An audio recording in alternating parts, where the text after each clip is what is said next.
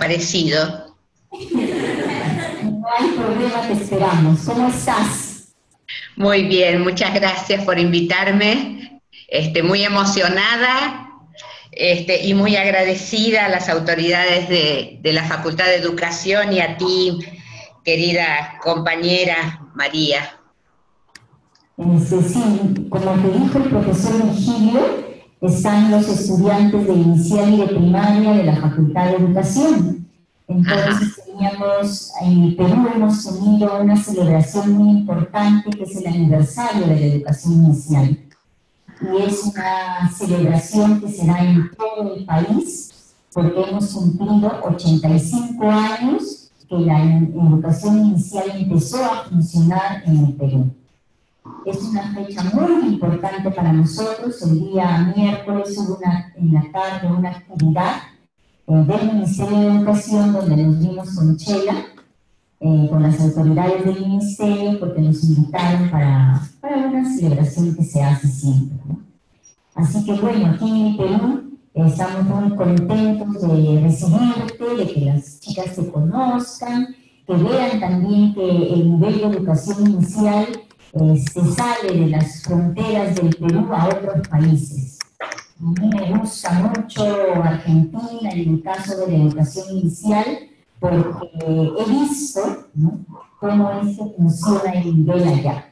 Una de las problemáticas que tenemos aquí es pocos profesores de educación inicial.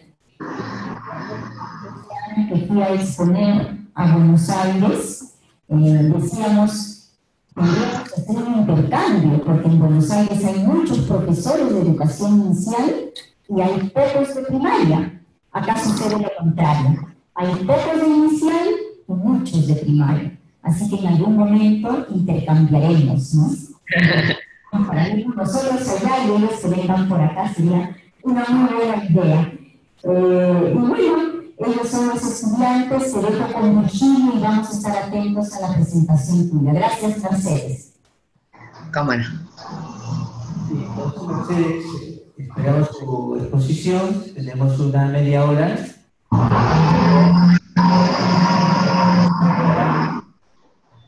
Se escucha un poco entrecortado. Nuevamente, esperamos entonces ya su exposición. Un momento de preguntas y respuestas por parte de los estudiantes. Y es el momento de cierre. Sí. ¿De acuerdo? ¿Cómo no? Sí, sí. Adelante, bueno, maestra Mercedes. Bueno, cómo no. Voy a ver si acá está.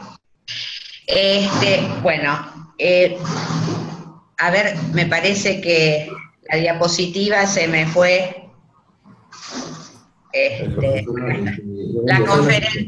La conferencia la he llamado la educación de la primera infancia, logros y desafíos. Profesora, disculpe que me interrumpa. Profesora, ¿Cómo? Disculpe que me interrumpa. Primero tiene que compartir su documento. ¿Se acuerda que hay que mover el mouse y en la parte inferior aparece un botón verde? Ah, sí. A ver. Este botón, ahora sí. A ver. Pulsa el botón verde. Sí, aquí está. Y luego pulsa la palabra, el botón selección. Ahora sí, la dejo. ¿La están viendo? Ahora sí, profesora. Pueden maximizar su presentación, ¿no? Regio, entonces. La conferencia la he titulado La educación de la primera infancia, logros y desafíos, mirándola desde una perspectiva latinoamericana, ¿no es cierto? Y la verdad es que agradezco mucho que justamente en el marco de este tan importante 85 aniversario en América Latina es una fecha importante, porque ustedes saben que no es tan antigua la educación inicial en nuestra región, ¿no? Y entonces un 85 aniversario es una cifra, una fecha potente. Y yo estaba investigando un poco y recordando lo que nuestra compañera y presidenta de OMEP, Perú me había comentado ya varias veces, ¿no es cierto?, la importancia de estas hermanas Barcia, que en los años 30 dieron lugar al primer kindergarten, ¿no es cierto?, como en muchos de nuestros países se llamaba, y que tiene una tradición froebeliana, montessoriana, ¿no es cierto?, europea, y qué sé yo aquí. Y he elegido para ilustrar esta primera imagen una pintura que me llamó mucho la atención de un artista peruano. También aquí atrás tengo un artista peruano, es Joan Alfaro, y se llama Raíz, y me pareció muy interesante estas mujeres que están abrazando a estos niños, ¿no? Me parece muy significativo para esta mañana de compartir con ustedes. Muchas gracias nuevamente por la invitación, y ya paso a contarles que un poco la idea que yo, que estoy tratando de ver cómo cambia, ahí está. Yo siempre, para blanquear un poco, como decimos los argentinos, nuestra postura, yo pienso que la pedagogía es una conversación, ¿no es cierto? Es una conversación que, como dice Jerome Brunner, ¿no es cierto?, el lenguaje es una herramienta poderosa para organizar la experiencia, y nosotros conversamos con los pedagogos históricos, con los que hemos leído, ¿no es cierto?, desde Froebel, desde las hermanas Agassi, desde Montessori, desde tantos grandes maestros de la pedagogía y luego de la psicología, ¿no es cierto?, que hemos abrevado tanto en la construcción pedagógica en nuestros países de la educación infantil. Conversamos con ellos y también conversamos con nuestros contemporáneos. Por eso tenemos que tener claro que las ciencias de la educación, la pedagogía, es una construcción muy parcial, y que siempre estamos conversando desde nuestros anteojos, desde nuestro punto de vista. Y yo converso desde mi experiencia como educadora de niños, como directora, como organizadora de jardines de infantes y maternales, como de escuelas infantiles, como decimos en mi país, en Argentina, y además hablo desde la OMEP. Y hablar desde la OMEP es hablar desde una organización que tiene, ya este año cumple 68 años, y que está dedicada justamente a la lucha por el derecho a la educación y al cuidado, y que se extiende a través de 73 años. O sea que es un anteojo particular, ¿no es cierto?, el que yo estoy manejando. Por eso no es la verdad absoluta lo que yo digo, sino simplemente una mirada, ¿no? Con esto me quedo más tranquila con todas ustedes y todos ustedes, y ya saben que siempre, por más que yo soy muy categórica como buena maestra y directora, en realidad estoy simplemente dando una opinión desde mi lugar. Y este lugar de la OMEP yo lo valoro mucho, porque es una organización global, es una organización mundial, que es específicamente dedicada a primera infancia. Hay otras que se dedican a educación, pero la nuestra solamente en particular pone el foco en la primera infancia. Y pone el foco en la primera infancia pensando en la promoción de los derechos, del derecho del niño, no solo a gozar de la educación, del derecho a la educación desde el momento en que nace, sino también de que esa educación sea una educación de calidad. Y esto fue planteado muy tempranamente en la OMEP, y ya la segunda presidenta de OMEP en los años 50, cuando nadie hablaba de la Convención Internacional porque todavía no existía, ¿no es cierto?, ella ya decía: queremos que la primera infancia tenga en todas partes todo lo que necesita, todo aquello a lo que tiene derecho, pero en particular, además de la protección, educación. Y esto es algo que nosotros llevamos como bandera adelante a lo largo de todos los países que participan, que son más de 70 países, en este momento creo que estamos alrededor de 75 países, en América Latina participan 13 países, y bueno, tenemos una cantidad de actividades todos los años, increíblemente, a pesar de las crisis y de los problemas que tanto las instituciones como los países han tenido en estos 68 años, que se cumplen este año, llevamos 66 asambleas realizadas, lo cual es una especie de récord mundial a la coherencia y al sostenimiento del trabajo y de la militancia por la infancia. Esta es la última a la que participé el año pasado y ahora ya me estoy preparando la valija porque en el mes a fines de junio, ya estoy saliendo para Seúl, Corea, a la asamblea que se va a hacer este año, ¿no?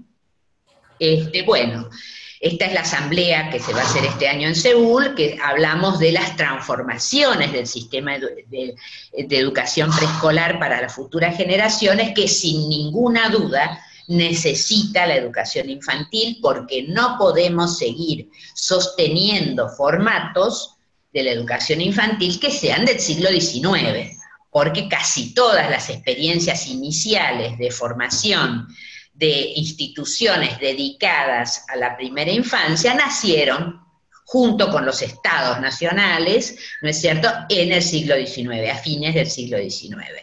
Y entonces ese modelo, ese formato, al siglo XXI, y ya estamos a 16 años de iniciado el siglo XXI, no podemos seguirlo pensando. Pero ¿cómo lo podemos pensar? Esto es una buena pregunta, ¿no? ¿Cómo lo podemos pensar? Entonces, lo podemos pensar recuperando este carácter histórico que tiene esta organización y en general la gente que estamos en el tema de los derechos del niño y los derechos educativos de los niños, ¿no es cierto?, en este carácter histórico que tienen los derechos humanos, ¿no es cierto? Los derechos, o sea, lo que dice hoy la Convención, vinculado, y que ya tiene por otra parte más de 25 años la Convención, ¿no es cierto?, no es algo que haya salido por generación espontánea, sino porque hubo gente que creyó mucho tiempo antes de que saliera la Convención, que los niños pequeños, que los niños desde que nacen tienen derechos, son sujetos que tienen derecho a la educación, a la cultura, al juego, no solamente derechos de sobrevivencia. Y en esto yo puse algunos nombres que ustedes podrán completar con nombres de grandes pedagogos y luchadores de Perú que se pueden agregar a este listado, ¿no es cierto?, y que han venido pensando la educación infantil en su país. Y hay algo que es muy importante de señalar, es que la pedagogía, la educación, siempre implica tomar partido. O sea, que hay una gran afirmación que podemos hacer en los últimos años en América Latina, y que es que todos nos estamos dando cuenta que si estamos hablando de derechos, estamos hablando de política. Y cuando estamos hablando de derecho a la educación, también estamos hablando de construcción política. Por esa razón, Gadotti, que es un pedagogo brasilero, dice: educar es siempre tomar partido, es siempre mostrar una dirección, asumir valores y comprometerse, pero sin adoctrinar, sin manipular. O sea, educar es concientizar. Y en ese sentido él toma la línea, ¿no es cierto?, de Paulo Freire, donde dice, con gran inteligencia, nos aconseja a todos y también a los políticos, que debemos reconocer que la educación tiene una naturaleza política y que, a su vez, la política debería ser de alguna manera más pedagógica. ¿no? ¿No es cierto? Entonces, asumir así, de esa manera, que el niño es un ciudadano desde el momento en que nace y tiene derechos. Y ustedes dirán, ¿por qué esta mujer enfatiza tanto esto? Ya lo vamos a ver, ya lo vamos a ver. Entonces, ¿de qué vamos a conversar esta mañana? Vamos a conversar un poco sobre el contexto, el escenario mundial y latinoamericano, al que nos enfrentamos los educadores, las políticas que significan para la educación infantil y las concepciones, ¿no es cierto?, que se están jugando en este campo tan difícil que es el de la pedagogía relacionada con la primera infancia. ¿Y cuál sería nuestro papel? Sería como la última parte. Bueno, la región, cuando yo asumí la vicepresidencia regional para América Latina, porque me eligieron por votación unánime en el Congreso del 2014, ¿no, MEP?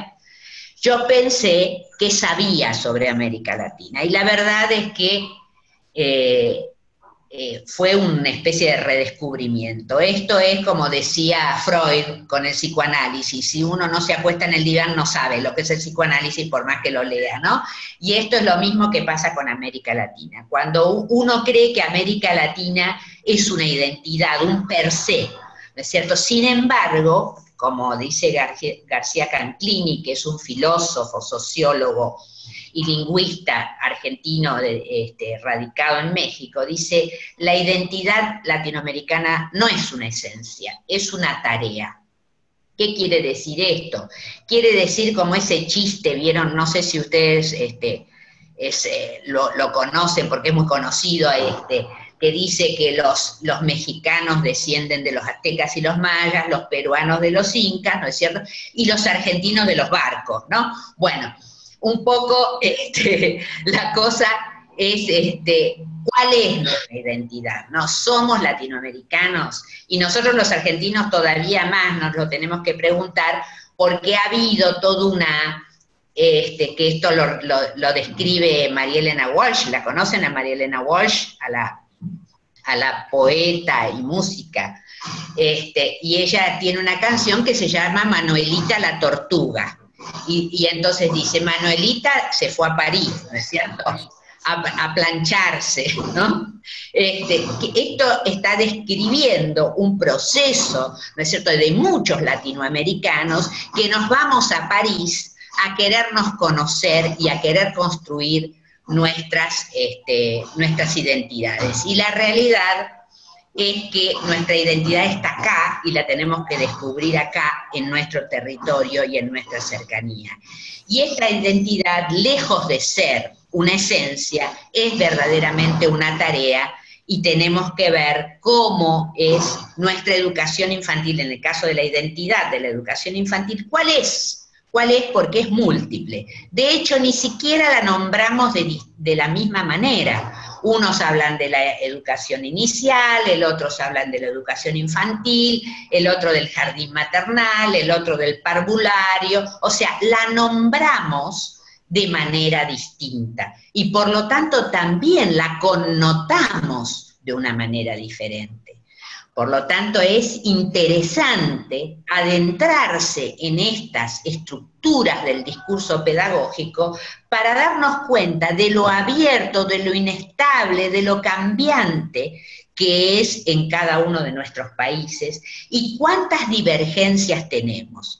Y lejos de pensar que estas divergencias son defectos, debemos pensar que estas divergencias son características que nos enriquecen y que nos invitan a un debate regional para poder orientar, ¿no es cierto?, nuestro saber pedagógico. Y nuestro saber pedagógico tiene que ver con todo el escenario mundial, tiene que ver con las ideas que sostenemos sobre la infancia, sobre cuál es la identidad acá dice AEPI, y AEPI es una sigla de la UNESCO, y quiere decir Atención y Educación de la Primera Infancia, para referirse no solo a los formatos de nivel inicial que nosotros conocemos, sino todas las modalidades y formas por las cuales se acompaña y se promueve y se desarrolla la atención y la educación de la primera infancia. ¿Cuáles serán estos propósitos que tiene? Vemos que además está altamente fragmentada la educación, porque la atención y la educación en la primera infancia, porque hay muchos actores, ¿no es cierto?, no solo el ámbito educativo, que se ocupan de la atención y la educación de la primera infancia, incluida la propia familia, porque en nuestras sociedades la familia, por suerte, sigue siendo un núcleo importante de socialización y de educación para los niños pequeños. También sobresalen los problemas de calidad, la formación docente y montones de problemas más. ¿Y sobre qué primera infancia nos imaginamos? ¿De qué estamos hablando? Estamos hablando de un continente que tiene el 11% de la población en primera infancia. O sea, hay 64 millones de niños en América Latina, hay 30.000 nacimientos diarios, y lamentablemente en este continente nosotros tenemos una gran población en situación de pobreza, con sus máses y sus menos, porque nosotros vivimos en el continente más desigual del mundo. ¿Qué quiere decir el más desigual? ¿Es el más pobre? No, no es el más pobre, pero sí es el más desigual. Quiere decir que los grupos, ¿no es cierto?, sociales de mayor nivel concentran mayor riqueza y se reparte mal. Pero dentro del marco de la pobreza, los niños menores de 6 años son los más pobres. O sea, ustedes saben que la infancia está definida como ese período de la vida que llega hasta los 18 años, de acuerdo a la Convención Internacional sobre los Derechos del Niño, y dentro de esa franja de nacimiento a 18 años hay varias franjas. Bueno, la primera infancia es la más pobre de esas franjas de infancia. O sea que estamos en un problema quienes nos dedicamos a la primera infancia, y por supuesto la primera infancia está en un enorme problema que hay que asumir. Entonces, ¿qué hacen los países? Los países empezaron a dar cuenta que hay que atacar a la pobreza, porque la pobreza es una de las principales causas de enormes males que tenemos en muchos otros sectores, ¿no es cierto?, económicos, sociales, culturales, y hay una gran injusticia en el mundo. Por esa razón, hace poquito, los países se reunieron, los representantes de cada uno de los países, los presidentes, en Nueva York, y del 25 al 27 de septiembre aprobaron en la cumbre de las Naciones Unidas las nuevas metas para el desarrollo sostenible. Y ustedes dirán, ¿qué tiene que ver esto con nosotros? Y tiene mucho que ver con nosotros, porque las nuevas metas, ¿no es cierto?, nosotros las tenemos que reflejar en nuestra actividad educadora y en nuestras políticas educativas.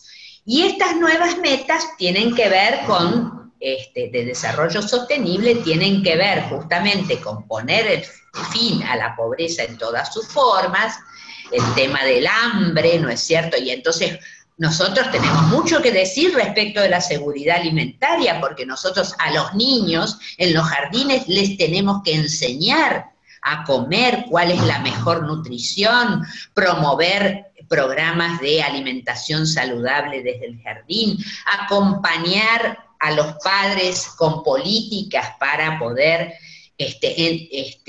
acompañar esa crianza, ¿no es cierto?, en los distintos formatos de la primera infancia, etcétera. Garantizar una educación inclusiva. Sin duda es un objetivo para nosotros, que somos parte del sistema educativo, la educación inicial.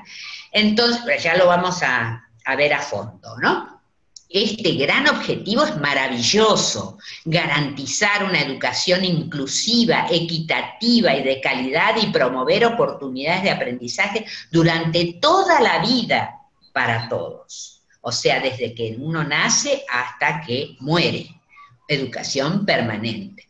Y otros objetivos, que los vamos a pasar, como los temas de género, que son centrales en la educación, y que en nuestra educación infantil, ahí le ponemos el sello, lo que hacen las nenas, lo que hacen los varones, lo rosa, lo celeste, ¿no es cierto? O sea, el tema de género, que es un tema que nos tenemos que replantear en la educación infantil. Y bueno, y todas las cuestiones que tienen que ver con el ambiente, ¿no es cierto?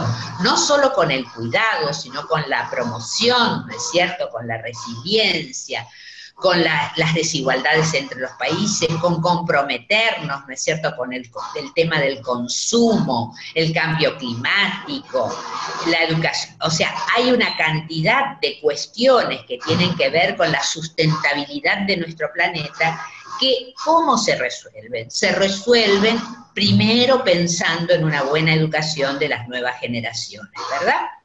Bueno, volvamos entonces al objetivo número 4, que es el que como más directo nos pega en el ojo.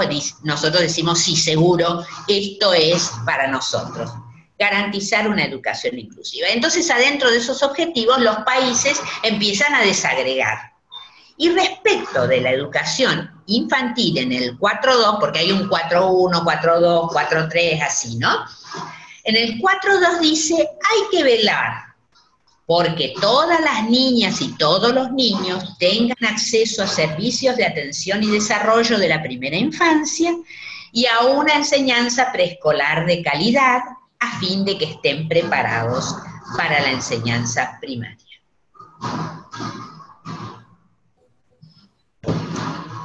Hice el impasse a propósito, a ver qué están pensando sobre esto, ¿no? ¿Qué están pensando sobre este tema? Y este tema es absolutamente central, porque acá está, por un lado, un logro importantísimo. Por primera vez en una meta mundial aparece la primera infancia. Y esto no fue casualidad. Nosotros desde la OMEP estuvimos incidiendo y trabajando políticamente dentro de las Naciones Unidas y dentro de la UNESCO y de la UNICEF para que pudiera entrar un objetivo vinculado con primera infancia. Es la primera vez y es la primera vez que se habla de educación infantil, así que estamos chochos, como decimos los argentinos. No sé si esto sirve para Perú, ¿eh? Bueno, sí, me decís que sí. Bueno, pero cuando empezamos a analizar un poquitito, vemos que la cosa no salió tan bien. No salió tan bien porque de alguna manera está planteando como dos subetapas, ¿no es cierto? Fracciona la primera infancia y dice, hay servicios de atención y desarrollo y hay servicios de educación preescolar. Volvamos para atrás, ¿eh? Acá dice acceso a servicios de atención y desarrollo en la primera infancia y una enseñanza preescolar. O sea que ya estamos en el horno, como dicen los chicos hoy en día, mi nieto de 14, ¿no? Servicios de atención y desarrollo por un lado, enseñanza preescolar. Así que acá estamos perdiendo una pelea. Es un enfoque parcial, le resta integralidad, le resta unidad académica, vamos a decir así, le resta una coherencia a ambas etapas. Y por el otro lado, bueno, incluye un concepto de servicio. Y acá tenemos que ir a la Alta Comisionada Adjunta de Naciones Unidas para los Derechos Humanos, que dice que las normas internacionales de derechos humanos son claras. La educación es un derecho, no es un servicio, ¿sí? No es un servicio, es un derecho. Por lo tanto, tiene que ser progresivamente el acceso gratuito, ¿sí?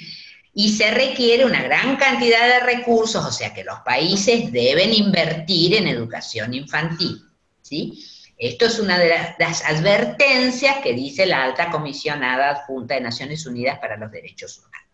Así que esto, bueno, lo tendremos que tomar en cuenta. Y por último, realiza una visión acotada de la enseñanza inicial. ¿Por qué? Porque en vez de tomarla como un fin en sí mismo, está hablando de que tiene una función preparatoria, a fin de que estén preparados para la enseñanza primaria. O sea, que su meta en sí misma de la educación infantil, su sentido en sí mismo lo pierde para valorizar solamente un aspecto, que es preparar para el futuro. Como si lo importante no fuera vivir la primera infancia, ser un niño pequeño, sino lo importante va a venir después, muchachos, va a venir recién, después de la escuela primaria, donde se aprende de verdad. Y se aprende de verdad ¿qué? A escribir y a leer, ¿sí? Como si no fuera importante todo lo que pasa antes, ¿no es cierto?, en esta etapa tan fundante del sujeto humano que es la primera infancia. Entonces, bueno, ahí me estoy yendo para el otro lado. Entonces, vuelvo a esto. Esta etapa es central. Nosotros, aquí se forman las bases de la estructura física, psíquica, cognitiva, social, etcétera.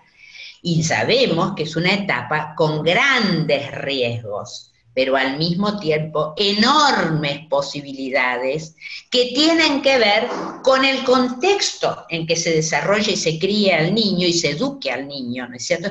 Contexto que debe ser sano, que debe estar contenido con adultos significativos que acompañen sensiblemente y respondan al niño pequeño, ¿no es cierto? Entonces ahí empezamos a ver, ¿no es cierto?, que hace falta concientizar a la sociedad, ¿no es cierto?, que nuestra función es una función central y que la función de los adultos todos es una función central en el cuidado no solo de la supervivencia, sino del desarrollo sano y potente del niño pequeño. Y esta concepción de infancia nos atraviesa a los educadores infantiles, atraviesa la educación infantil y también nos hace ver que estas concepciones sobre la infancia son concepciones históricas, que no ha sido pensado el niño pequeño de la misma manera a través del tiempo. Esto ya da lugar para una conferencia aparte, así que no voy a tocar el tema, pero sí sabemos y sí somos conscientes, ¿no es cierto?, de que antes el niño era considerado como un adulto minúsculo, ¿no es cierto?, o un animalito, pero no como un sujeto humano que va adquiriendo distintas formas, ¿no es cierto?, y distintos protagonismos de acuerdo a cómo se lo conciba. Y hoy nosotros lo concebimos como un ciudadano desde el momento en que nace, un ciudadano con derechos. Entonces, tenemos que pelear en contra de algo que está muy presente todavía en nuestras sociedades, y que es una cultura adultocéntrica. O sea, el adulto es concebido, y esto no lo inventé yo, esto es de Eduardo Bustelo, un gran defensor de derechos humanos y peleador por la primera infancia, que acaba de fallecer hace muy poco tiempo en Argentina, que fue el creador de la primera oficina de UNICEF en Argentina, ¿no?, hace muchos años, y que él participó de las discusiones para construir la Convención Internacional sobre los Derechos del Niño. Y él decía, fíjense qué cuadro este es una joyita de Eduardo Bustelo. El adulto es concebido como fuerte, el niño vulnerable. El adulto es capaz, el niño incapaz.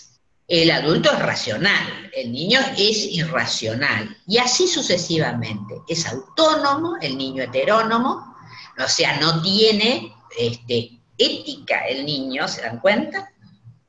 Mayor el adulto, menor el niño, completo el adulto, incompleto el niño, independiente, dependiente. El niño es un sujeto de la naturaleza, mientras que adulto es un sujeto de la cultura, etc. Y respecto de las actividades, el niño juega como si el juego fuera algo menor, mientras que el adulto es el que trabaja, el que hace las cosas de verdad. Por eso esto hay que desmontarlo, El niño es un sujeto potente que puede hacer muchísimas cosas, ¿no es cierto?, útiles, maravillosas, desafiantes, creativas, y que de hecho lo hace, y que se transforma en un sujeto humano a una velocidad absolutamente increíble, porque ustedes bien saben que los primeros años de vida son maravillosos, de un sujeto que no tiene lenguaje, que no se puede mover por sí mismo, en poquísimos años, ¿no es cierto?, se desarrolla de esta manera.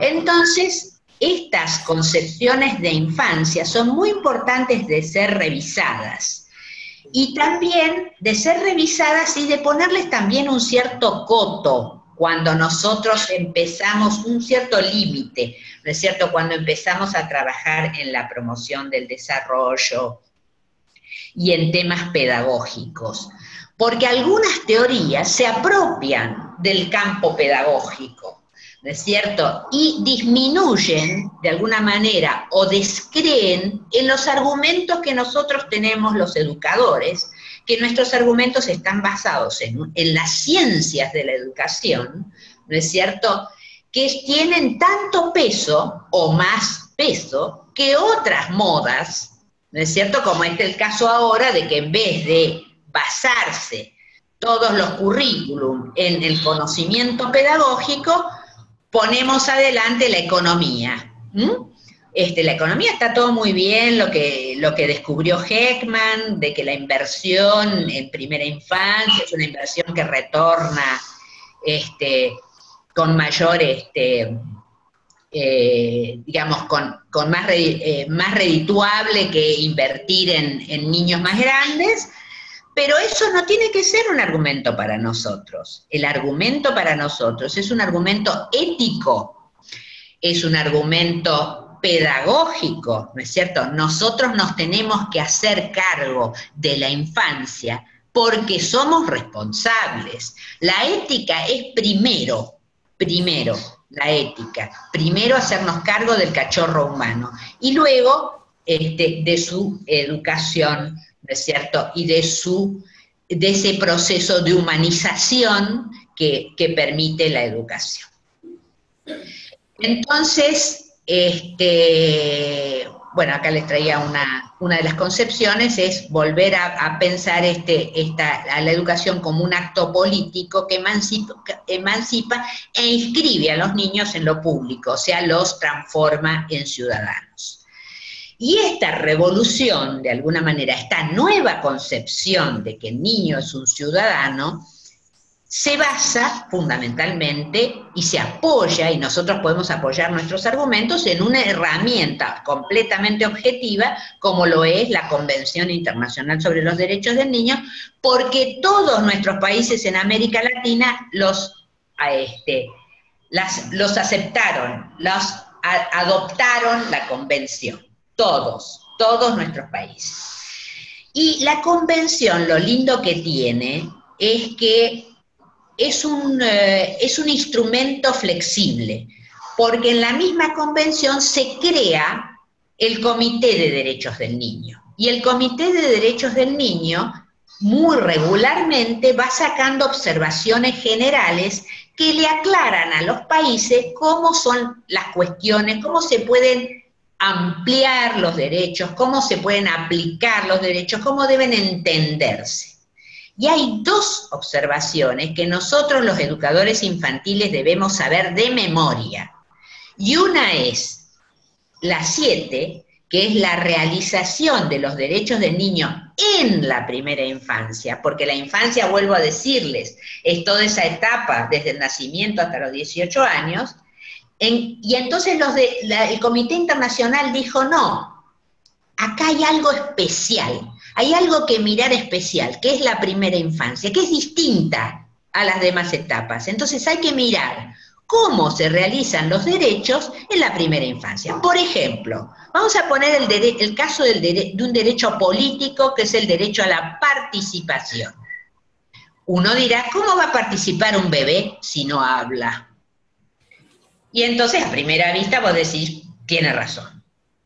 Pero, como dice Alessandro Barata, que es un italiano, porque también falleció hace poco, muy importante defensor de los derechos del niño, dice, que el niño no hable no es un problema del niño, es un problema del adulto, porque el niño se expresa, y ustedes saben muy bien que los niños se expresan aunque no hablen.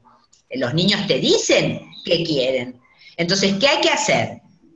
El adulto es el que tiene que entrenarse, ¿no es cierto? Entrenar el ojo, observar, entender, codificar al niño, como dice Daniel Kahneman, codificar al niño. Cuando el niño llora, uno, ¿qué le dice al niño? Le da la palabra, le dice, ¿llorás porque querés tu mamadera? ¿O estás aburrido? ¿O querés que te cambie el pañal? Entonces uno lo codifica al niño, le da el significado, ¿no es cierto? Y uno va entendiéndose con el niño. Entonces la posibilidad de participar del niño, ¿no es cierto?, tiene que ver con cómo nosotros, ¿no es cierto?, observamos y estamos atentos a su lenguaje corporal y a su llanto, sus llantos, porque no son todos iguales los llantos, ¿no es cierto?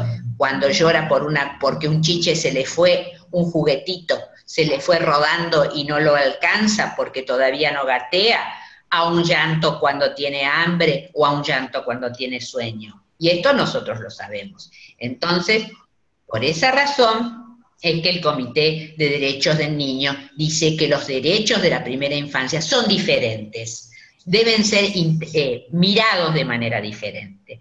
Y lo mismo está la observación 17, sobre el derecho al niño al descanso, al juego, que para nosotros es absolutamente clave, ¿no es cierto?, el juego. Bueno, entonces vemos que en nuestros países se habla mucho de la Convención, pero se cumple poco, ¿no? Se cumple poco. Y uno de los problemas que tiene la Convención y la incidencia de la Convención no es solo legal, es también cultural.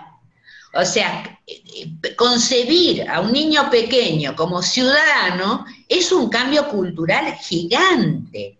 Entonces, cuando vamos al jardín de infantes, ¿no es cierto?, y nosotros le ponemos el tapado, y nosotros acortamos el juego, y nosotros decidimos absolutamente todo. ¿Qué estamos haciendo con los derechos participativos de los niños?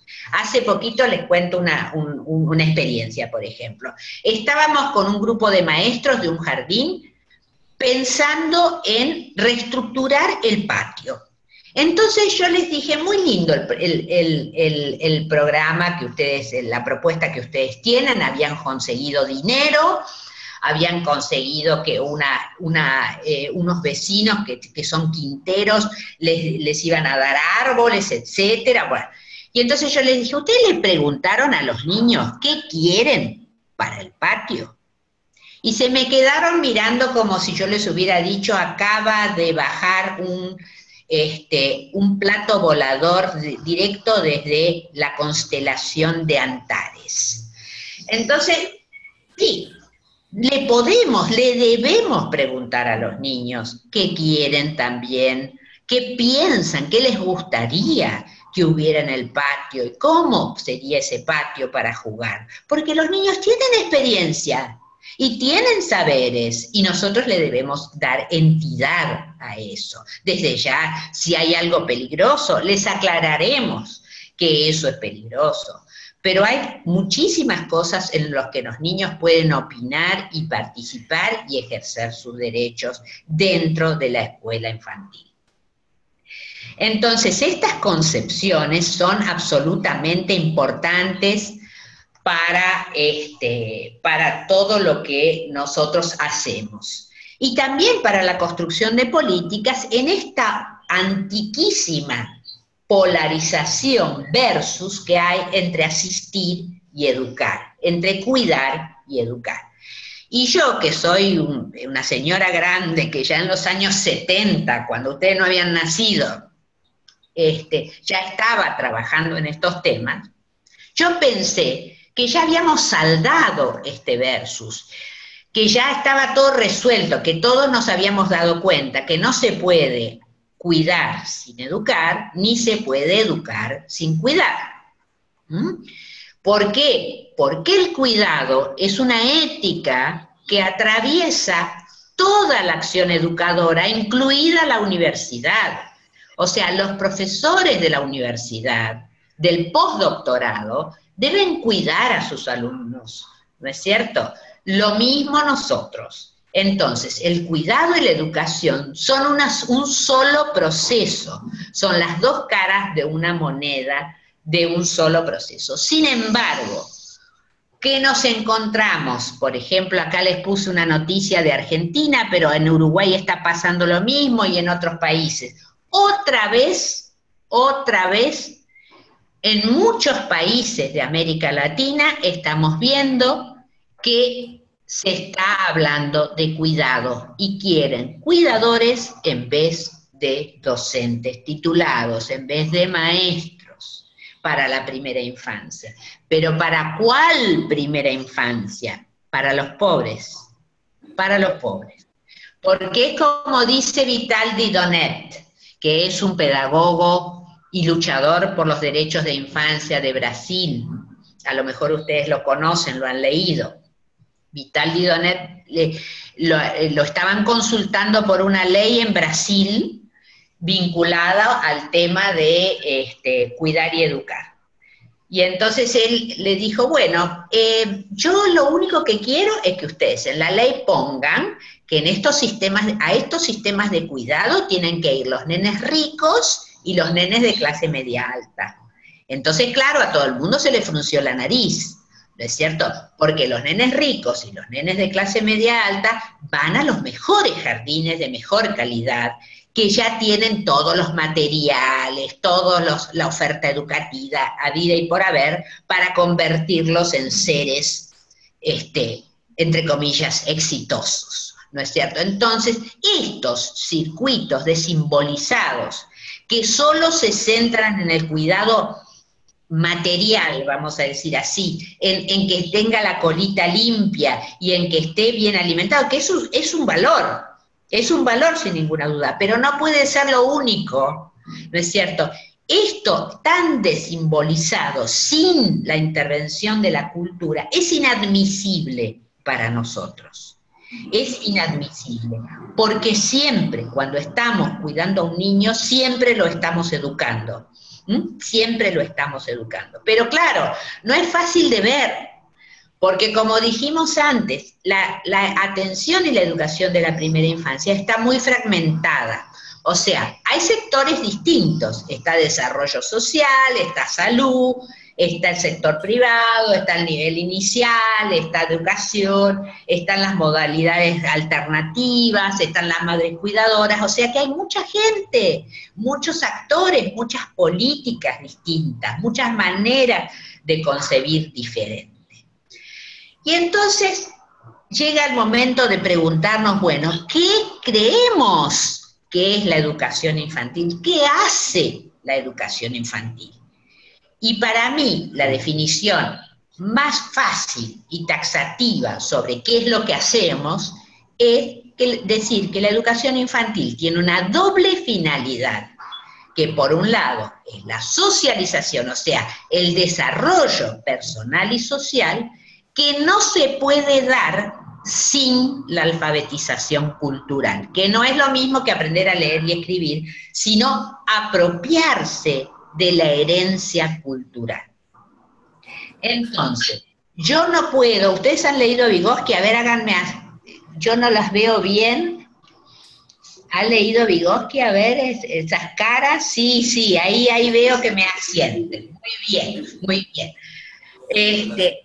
Y Vygotsky dice, ¿no es cierto?, que no es posible ninguna acción educadora sin un adulto, ¿no es cierto?, sin un adulto, y sin la cultura, Es una concepción altamente vygotsquiana esta, ¿no es cierto? En esa zona de desarrollo próximo no está solo el niño, está el niño y ese desafío, ¿no es cierto?, que nosotros le planteamos, por lo tanto nosotros adultos estamos en la zona de desarrollo próximo, junto con la cultura, mostrándole al niño pequeño cómo se usa una cuchara, porque en nuestra cultura la cuchara se usa para comer, en otras culturas se usan las manos, se usan los palitos, se usa otra cosa. Nosotros nos vestimos de determinada manera, nosotros les mostramos lo que es peligroso, les mostramos... les contamos cuentos para dormir, les cantamos canciones, ¿no es cierto? Estos son canciones de nuestra cultura occidental, atravesada también inclusive por el mercado, ¿no es cierto? Bueno, entonces, vuelvo a insistir en que no hay educación sin transmisión cultural. Entonces podemos considerar a la educación como un antidestino. Por esa razón les digo, no hay que aceptar circuitos desimbolizados sin educación para la primera infancia, porque la cultura es como una riqueza, como un tesoro, y ese tesoro debe ser repartido entre todos, porque la educación nos da las herramientas para poder traccionar todos los demás derechos. La educación es derecho y es herramienta. Por ejemplo, pensemos en el SIDA, ¿no? Pensemos en el SIDA. ¿Cómo se cura el SIDA? La única manera es la educación, ¿sí? O sea, ¿cómo se cura la desnutrición? La única manera es la educación, o sea, educar desde chicos la importancia del amamantamiento, la importancia de los cuidados, la importancia de una dieta equilibrada, y todas esas cosas son cultura, son una herramienta cultural. Entonces, ahora, esa educación no puede ser cualquier educación. ¿No es cierto? Tiene que ser una educación de calidad, ¿no es cierto? No es lo mismo cualquier cosa. Entonces, no podemos ni tendenciarnos hacia la primarización, ¿no es cierto?, hacia tomar los formatos de la escuela primaria tradicional y quererlos meter antes en la educación infantil. De ninguna manera estamos planteando eso. Por eso ustedes fíjense que en muchos países no quieren, cuando nosotros hablamos de enseñanza, ¿no es cierto?, decimos que en el nivel inicial se enseña, mucha gente en muchos países dice, no, nosotros no enseñamos. ¿Por qué? Porque creen que estamos hablando de la enseñanza de la primaria. Nosotros enseñamos, lo que pasa es que enseñamos de otra forma, completamente distinta. Enseñamos en un ambiente de libertad, enseñamos planteándonos escenarios de juego, enseñamos jugando, enseñamos con la literatura, con el cuento, con los títeres, con los formatos lúdicos, etcétera, etcétera. O sea, nosotros enseñamos con otros escenarios, no usamos ni sillas ni mesas, ojalá. Yo de hecho, anoten que estoy de acuerdo con quemar todas las mesas y las sillas de los jardines. Así que anoten que hay que quemarlas. Entonces, estos espacios, por ejemplo acá, no sé si ustedes llegan a ver, a propósito les puse unos jardines que vi en China, ¿no? Y fíjense, acá están, por ejemplo, con una biblioteca, y en realidad la maestra está sentada en el piso. Hay otra nenita que por acá está haciendo otra cosa, porque claro, nosotros tenemos que entender que los chicos chiquititos no pueden hacer todos lo mismo al mismo tiempo. Entonces hay que dar libertad para que los nenes puedan alternar con otras cosas también que no sean tiempos educativos inertes, sino que les sirvan a ellos. Entonces esta otra nenita está pintando, mientras los otros están escuchando un cuento y leyendo. Y acá, por ejemplo, ellos en China, me llamó la atención que le dan mucha importancia al tema de las tecnologías. Entonces estaban viendo un video allí sobre el tema del agua y demás. Entonces unos estaban viendo esto y otros estaban haciendo otra cosa, ya no recuerdo qué. Pero en definitiva, digamos, aquí vemos espacio. No vemos aulas atiborradas de sillas y mesas, ¿no es cierto?, como si fuera la escuela primaria tradicional. Y otra cosa que nos tenemos que sacar de encima, y que hay una moda espantosa en toda América Latina, es el tema del control de los resultados al estilo de las pruebas, ¿no es cierto?, que se le realizan, las evaluaciones que se realizan o que se quieren realizar a los niños en la primera infancia.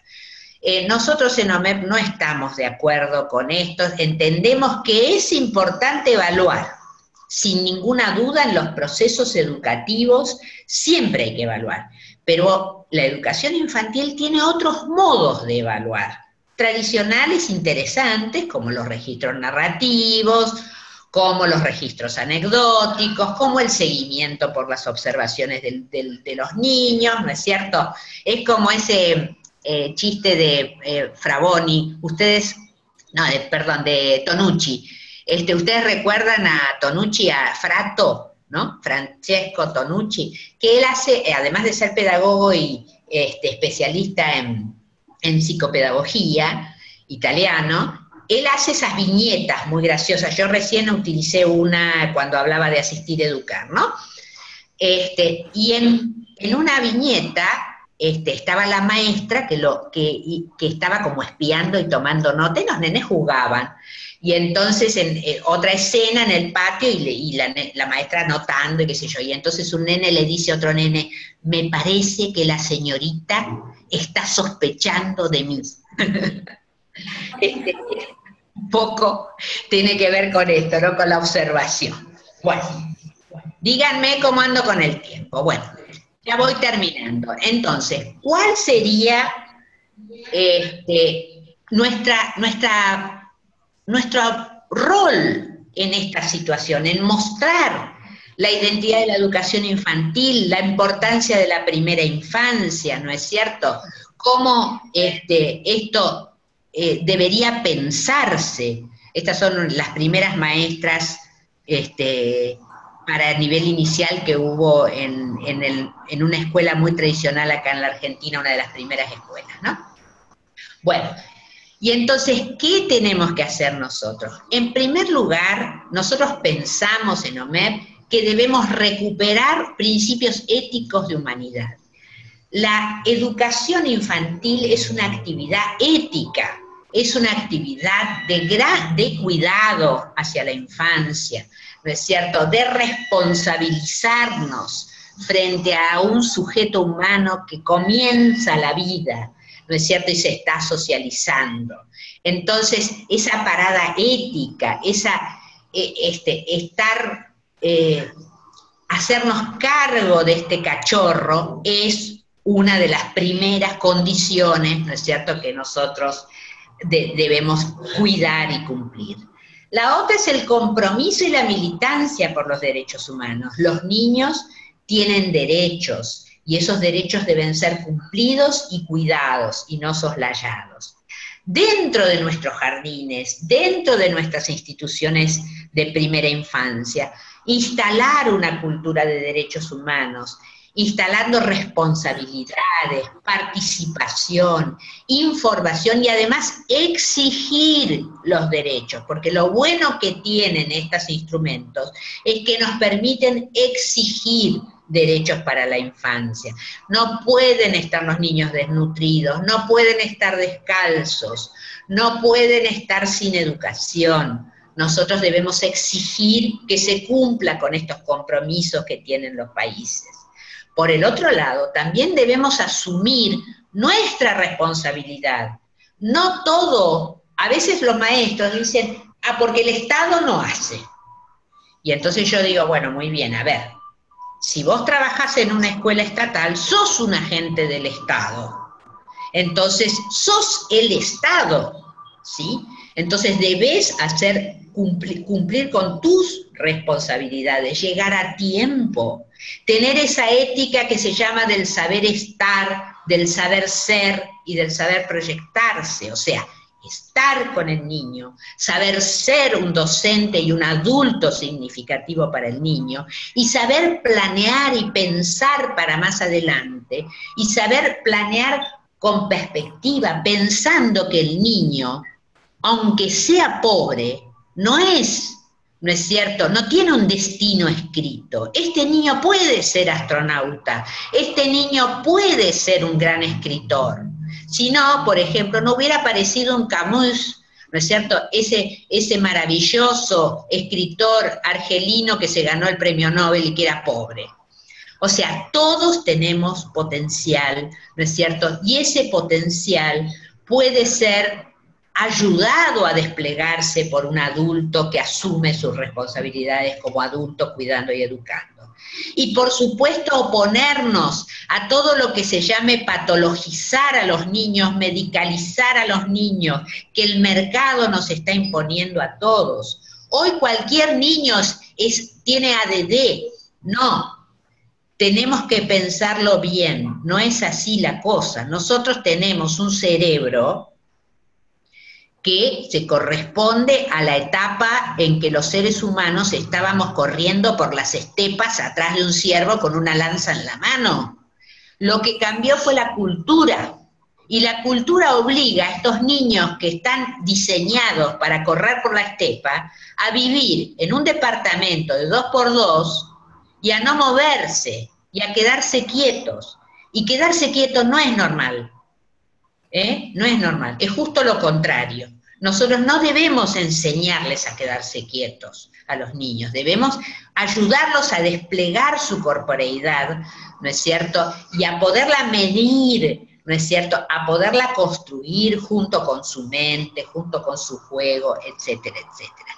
Y entonces por eso oponernos a ponerle un sello al niño de patología y que les den una droga, ¿no es cierto?, para que se quede quieto.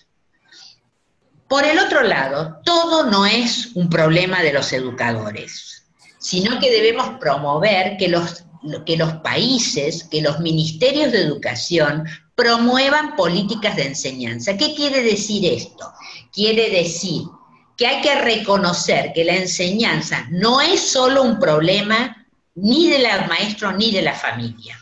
Es un problema que también tiene que ser apoyado desde el financiamiento. Necesitamos escuelas dignas, espacios adecuados para la infancia, materiales adecuados, y además, fundamentalmente, una educación permanente y una actualización permanente de los adultos que están con los niños, para que realmente podamos seguir el signo de los tiempos y enseñando como corresponde contenidos significativos. Por esa razón, en la última asamblea de OMEP, que se llamó La clave para el futuro del mundo, los educadores, se hizo un manifiesto, una declaración mundial, y allí nosotros enfatizamos la importancia que tiene, lo clave que son para la primera infancia los educadores, que junto con los padres tenemos la capacidad de capitalizar ese potencial que porta la infancia, ¿no es cierto? Y la verdad es que además también podemos nosotros oponernos y construir puentes para que esas vulnerabilidades y marginaciones que sufre la infancia, ¿no es cierto?, sean saldadas. Nosotros entendemos que los hombres y las mujeres que eligen esta carrera deben ser éticos, deben estar muy preparados, pero al mismo tiempo deben estar apoyados en su acción por políticas públicas, políticas de enseñanza que hagan posible su misión y su acción. Así que bueno, hasta acá yo un poco les planteo el panorama, pero me imagino que ustedes tendrán muchas preguntas que hacerme, y yo estoy completamente dispuesta a seguir para adelante. En otra ocasión hablaremos de la enseñanza en particular. Hoy es como una introducción.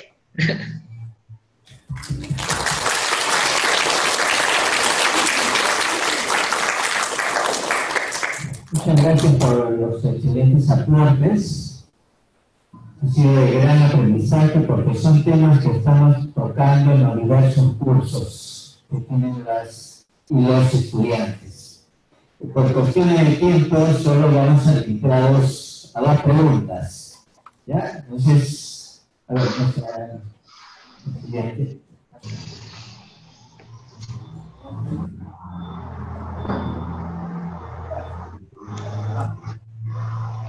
Ante todo, buenos días, estimada ponente, y a todos los presentes. Mi nombre es Lice Toropeza y tengo la siguiente pregunta. Cuando usted menciona que la educación debe ser de calidad, para usted, ¿qué sería tener una educación de calidad? Ahora, ¿qué perfil debe tener un docente para permitir de manera adecuada la enseñanza en la primera infancia, y tomamos en cuenta los retos de este nuevo ciclo? Gracias. Has hecho una pregunta maravillosa sobre el tema de la calidad. Es súper importante aclararlo. Y daría inclusive para una conferencia por sí misma. En los años 80 y 90, en el mundo pedagógico de América Latina, se vio invadido por el discurso de la calidad, que es un discurso que aparece. ¿Se escucha? ¿Se escucha? Sí. Sí. Es un discurso que aparece desde el marco empresarial, no es un discurso pedagógico, pero se fue fuertemente adoptado. Y al principio, cuando se empezó a hablar de calidad, se hablaba pensando en los resultados específicamente, nada más.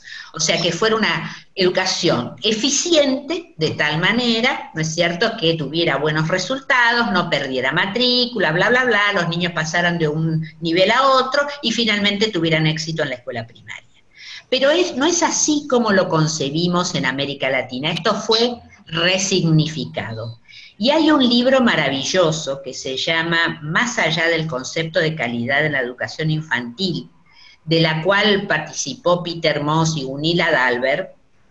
Gunilla es sueca y Peter Moss inglés, donde ellos dicen que la educación de calidad es aquella que tiene sentido. Sentido, o sea, la construcción de sentido. ¿Por qué educamos de esta manera? ¿Por qué le proponemos al niño aprender determinado conocimiento? Y entonces allí vamos a otro concepto, el concepto de la buena educación. ¿Qué es la buena educación? Y acá nos contesta Festenmagen y nos dice: la buena educación es aquella que es epistemológicamente buena, o sea, que es valiosa porque es cierta, porque está basada en la ciencia, porque está basada en el conocimiento humano, y además es éticamente buena, o sea, es correcta, es justamente ética, ¿no es cierto?, es significativa éticamente para el desarrollo de un sujeto humano. Entonces deja de tener el concepto de calidad, esa impronta pegada al resultado y al éxito, a la palabra éxito, que a mí me parece una palabra que no deberíamos tomar en la educación, ¿no es cierto?, para pensar en una educación que tenga sentido, que nos permita responder cada vez que nos cuestionemos algo. Por ejemplo, ¿por qué elegimos este cuento para los niños? ¿No es cierto? ¿Por qué elegimos esta actividad de juego? ¿Qué sentido tiene hacer, por ejemplo, la ronda de intercambio a la mañana y esperar a que todos los niños lleguen para saludarlos a la mañana? ¿Esto tiene sentido? Uno puede decir sí, tiene sentido porque está apoyado en tal y tal cosa. O no, no tiene sentido porque cuando el niño llega lo saludamos, ¿para qué lo vamos a saludar 2 veces? ¿Por qué vamos a optar por una actividad que lleva muchísimo tiempo y mucho tiempo inerte? O sea, tiempo sin enseñanza, ¿no? Sin sentido. Entonces, cuando hablamos de calidad, nos estamos preguntando por la construcción de los sentidos. Por el otro lado, la segunda pregunta que me hiciste está vinculada con el perfil docente. La verdad es que es complicado el tema de perfil docente. ¿Qué es un buen docente? Bueno, yo hace un ratito lo decía, ¿no? Para mí es una persona que por supuesto tiene que estar éticamente muy bien parada, ¿no es cierto?, desde los derechos, considerar al otro como un sujeto humano con derechos, por lo tanto reconocer, ¿no es cierto?, los límites también de mi acción frente a él, no ser coercitivo y al mismo tiempo técnica y profesionalmente tener una muy buena formación que se actualice de forma permanente. En este sentido hay un pedagogo italiano que a mí me gusta mucho, que se llama Franco Fravoni, dice: la profesionalidad del docente está apoyada sobre varios pilares. Un pilar es la personalidad psicológica del docente, o sea, una persona psicológicamente sana que esté dispuesta a vincularse, ¿no es cierto?, con un otro que se está desarrollando y sobre el cual no ejercer un poder innecesario, sino una potencialización. Por el otro lado, dice una profesionalidad que tenga que ver con lo comunitario, o sea, que sea capaz de trabajar con otros docentes de la institución y no aislándose, y al mismo tiempo que sea capaz de trabajar con los padres y con la comunidad, abierto en forma democrática. Y una profesionalidad, por último, técnico-pedagógica o didáctico-pedagógica, que sea muy solvente, que le permita tomar decisiones sobre qué va a enseñar y cómo. Creo que por ahí, más o menos, no sé si te satisface la respuesta. Última pregunta. Acá la veo a la compañera Graciela. Hola Mechi, ¿cómo estás? Hola, Hola, Chela, ¿qué tal? ¿Cómo estás? Con mucha alegría. Con mucha alegría de verte y ya pronto estaremos. Graciela, que es la presidenta de UNED Perú, le damos palmas a la presidenta de UNED Perú. Gracias por eso. Las palmas son para Meche. Muchas gracias. Buenos días ante todos. A ver aquí, acá, la que me decía sí con la cabeza. Buenos días, quería ponerle. Mi pregunta era acerca de ¿a qué se refiere con garantizar una educación inclusiva? Y también acerca de, usted hablaba sobre que los niños deberían de opinar cuando están dentro de la familia. Y bueno, a diferencia de las diferentes culturas que hay, de las culturas originarias, por ejemplo, los niños generalmente están excluidos, los niños no pueden participar porque las reuniones que ellos hacen, los padres de familia son, más que todo, parte de ellos, ¿no? Y a los niños los excluyen, la religión que ellos no pueden participar y cómo deberíamos hacer nosotros para que los padres participen dentro de sus reuniones. No te escuché muy bien, pero más o menos, digamos, entendí algo, porque hay mucho retumbe cuando usan el micrófono, vinculado con el tema de padres de familia, que es un tema muy, muy central y poco trabajado en la formación docente.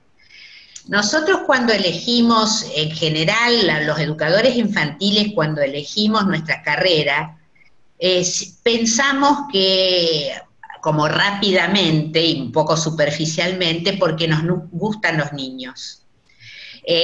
Porque nos gusta trabajar con los niños, estar con los niños. Sin embargo, craso error, porque en realidad es el nivel en el que más se trabaja con los adultos, porque nosotros en realidad recibimos a un niño, pero recibimos a una familia, una familia con su cultura, con sus características, ¿no es cierto?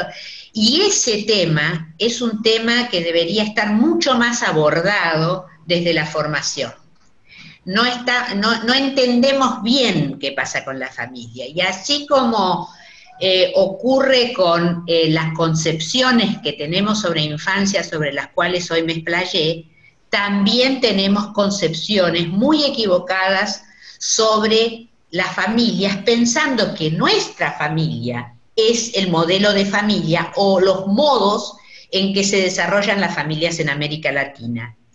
Y la realidad es que cuando es muy interesante, por ejemplo, empezar a escarbar en ciertos documentos de la CEPAL y en ciertos documentos de UNICEF, ¿no es cierto?, donde se describen a las familias latinoamericanas, que son verdaderamente, o sea, los niños tienen contextos muy diversos, completamente diversos a la familia tipo que nosotros conocemos desde nuestra vivencia de pertenecer a las ciudades, ¿no es cierto?, de pertenecer a un sector social y dentro de ese sector social viviendo dentro de las grandes urbes de América Latina.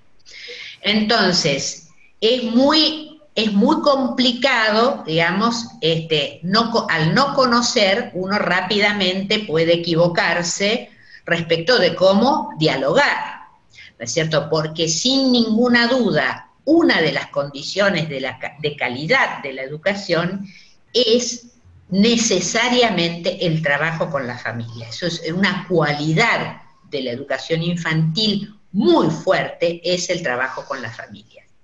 Y de hecho, también en lo que hace a nuestra forma, no solamente como educadora infantil de un formato institucional llamado jardín de infantes, kindergarten o parvulario, ¿no es cierto?, sino también en cuanto a nuestro desarrollo profesional, porque hoy ya estamos viendo que nosotros no vamos a trabajar solamente en el sistema educativo. Si estamos viendo que hay formatos diferentes, que hay formatos comunitarios, que hay formatos donde hay jardines de infantes por radio, que hay jardines de infantes como se hace en Chile, que la maestra va una vez por mes en bote, en un barquito, al Chiloé, a la isla, a conocer el único niño que está en esa isla y que es alumno de ella, ¿no es cierto? O sea, hay otros formatos, entonces necesariamente también, ¿no es cierto?, nosotros tenemos que ver que tenemos que adaptarnos a estas otras modalidades. Y una de las modalidades muy interesantes que nos propone la educación infantil es que la educación infantil, el derecho a la educación de la infancia, también se concreta en el seno de la familia.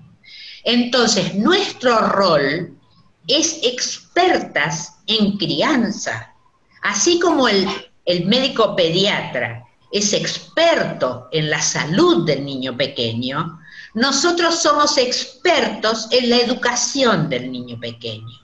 Entonces, nos podemos integrar profesionalmente en programas que vayan apuntados a la familia, que es la que va a operar directamente sobre el niño, ¿no es cierto?, en lo educativo. Y es muy difícil, obviamente, es muy difícil la comprensión mutua, y como vos bien decís, en pueblos originarios, nosotros debemos entender a profundidad, y hay muchas cosas en las que no vamos a acordar, porque hay costumbres que van en contra de los derechos del niño. Entonces será un trabajo, ¿no es cierto?, de revisión y de apoyo con otros sectores de la comunidad para ir trabajando esos aspectos que a nosotros nos parecen que efectivamente van en contra de la efectivización de los derechos del niño. Es muy difícil, es un tema súper difícil. Es un tema que tampoco se resuelve desde el maestro individualmente.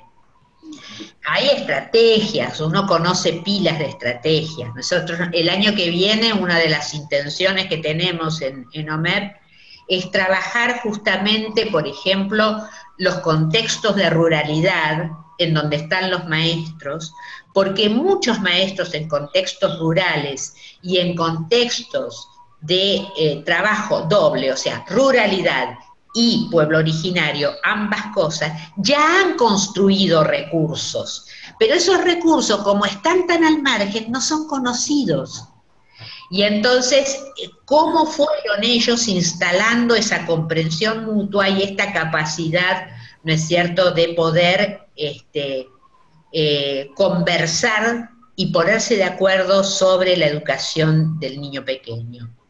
Y no es fácil, volvemos a insistir en esto, porque también muchas veces los pueblos originarios, ¿no es cierto?, y la gente que está en contextos difíciles, ¿no es cierto?, sienten que los maestros vienen subidos al caballo a decirles lo que hay que hacer. Y esto no es la manera de conversar. La manera de conversar, ¿no es cierto?, no es imponer. ¿No es cierto? La manera de conversar es comprenderse, y el camino de la comprensión es un camino difícil humanamente, ¿no es cierto? Es difícil humanamente no sentirse, yo sé más que vos, y entonces te impongo mi saber blanco, occidental, etc. Fíjense, por ejemplo, que Victoria Peralta, la compañera de Chile, de OMEP Chile, investigadora, ella dice, nosotros escribimos la historia de la educación blanca, desde la colonia en adelante. No escribimos la historia de la educación de los pueblos originarios, ni sabemos sobre ese tema. ¿Cómo se educaba? ¿Cómo se criaba al niño pequeño en los pueblos originarios antes de que viniera la colonia, la conquista? Entonces tenemos una deuda fuerte con la primera infancia y sobre todo con esa primera infancia que no asiste porque las barreras culturales no es cuestión solamente de poner el jardín, es también de poder saldar estas barreras culturales, ¿no es cierto?, y de hacerlos sentir integrados a las modalidades que ofrecemos. Muy bien, muchas gracias por sus aportes. Damos palmas a la ponencia, a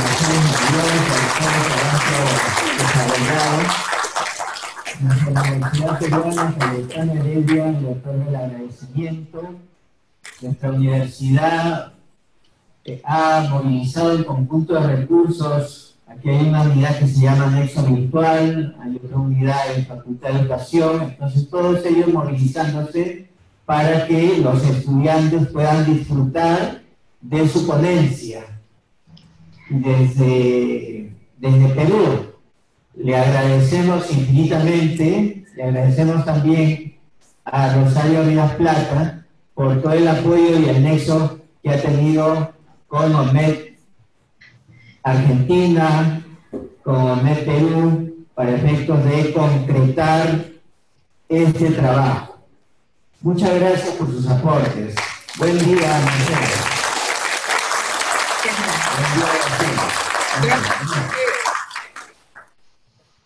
Muy amable, la verdad es que para mí ha sido una mañana muy bonita, me encantó encontrarme con todos ustedes, quedo a disposición para que sigamos hablando de tantos temas que nos convocan, y además las invito a todas particularmente a integrarse al trabajo con Graciela de OMEP Perú, y ver si podemos, Graciela, hacer un latinoamericano, un congreso latinoamericano en el marco de esa universidad tan maravillosa y con tanta gente tan comprometida con la primera infancia. Muchísimas gracias y bueno, a disposición cuando quieran. Gracias. Gracias. Gracias.